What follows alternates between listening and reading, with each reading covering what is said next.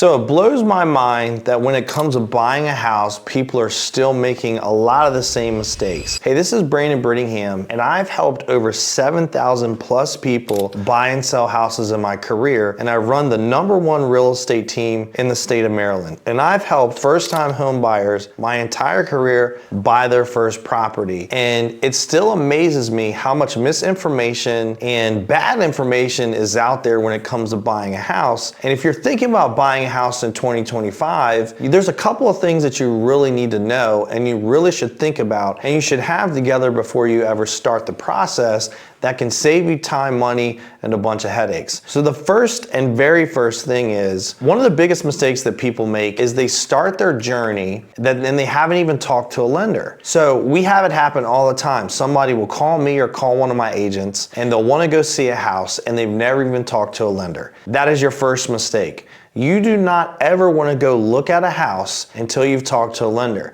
And if you're watching this, you're probably thinking, well, why the hell would I want to talk to a lender if I don't even know if I'm going to like the house? Well, for a ton of reasons. Number one, you want to talk to a lender so you can have a full picture of financially what this is going to cost, right? And you want to know where your credit is and how a lender is going to evaluate you, and you know exactly where your payment's going to be.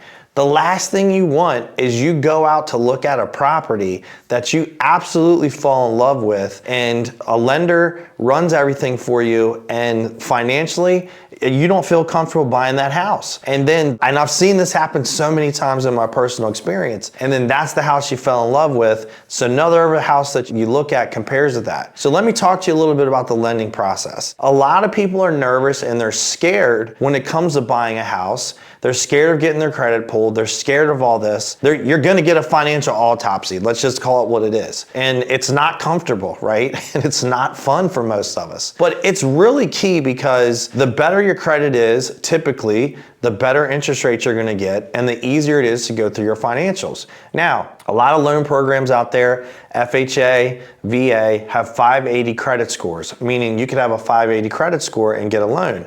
Some of the conventional programs that are out there are a little bit higher than that. However, with loan products like FHA, you only have to put a 3.5% down payment. And here, where we live in our area, a USDA is another popular loan where you have 0% that you can put down. So essentially, the cost to get into a house for a lot of people is a lot less than they think. However, going back to the lender conversation, when you buy a house, you have down payment and you have closing costs. So a lender can sit you down and give you that whole picture. What your payment's gonna be, what your down payment's gonna be, what your closing costs are gonna be, so that you can prepare. And if you sit down today and let's just say you want to save some more money or you want to improve your credit, whatever the case is, you have a clear picture, you have a clear map to get to the next step. And you are not in a situation where you're going out and looking at a house and being completely unprepared. So many people make this mistake where they go out and they look at houses and they haven't even looked at their financial picture to see what makes sense.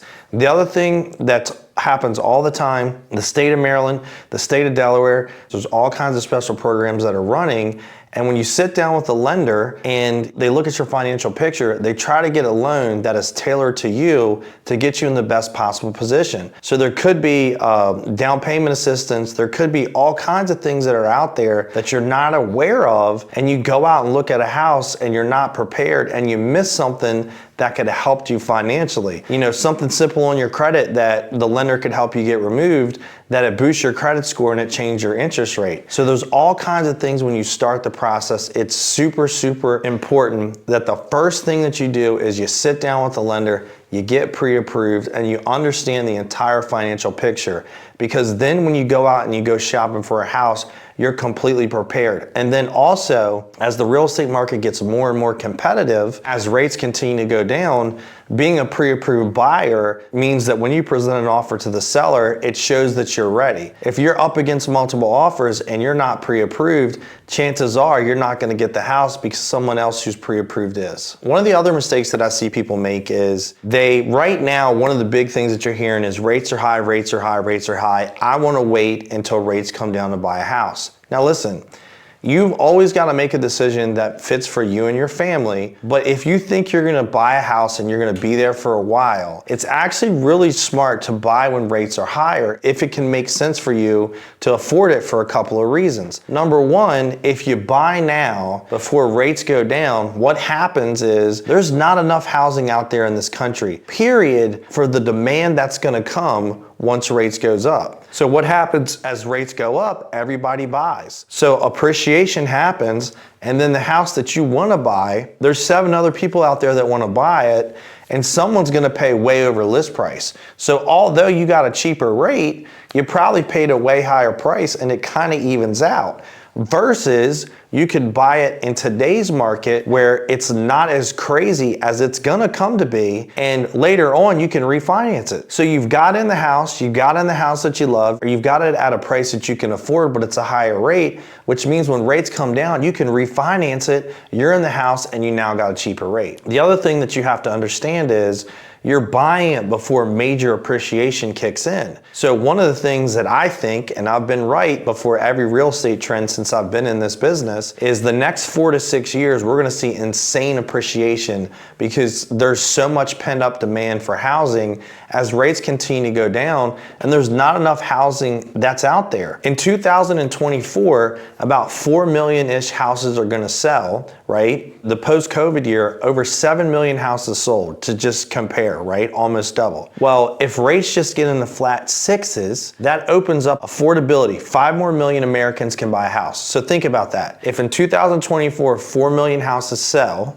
right? And then rates get into the flat 6s next year, that means the normal 4 million houses will sell as normal, but you got another 5 million people who can now buy a house, right? So you got 9 million houses. Right now, we are being told, and the data is showing, that if that happens, we're 1.5 million, 2 million home sites short across the United States to meet that demand. So again, that's rough numbers and based on data that's out there, but I can tell you from doing this nonstop, there's so much demand and pent up demand for housing right now, and there's not enough housing out there to satisfy that. So if you get in now when things aren't crazy, the appreciation is going to go up, you can refinance and get your rate down. Yeah, you could get a lower rate later when you try to buy when everybody else does, but you're more than likely going to overpay for a house. Where you can get in now, get the benefit of the appreciation later, and refinance and get the best of both worlds. Obviously, you have to do what makes sense for you financially,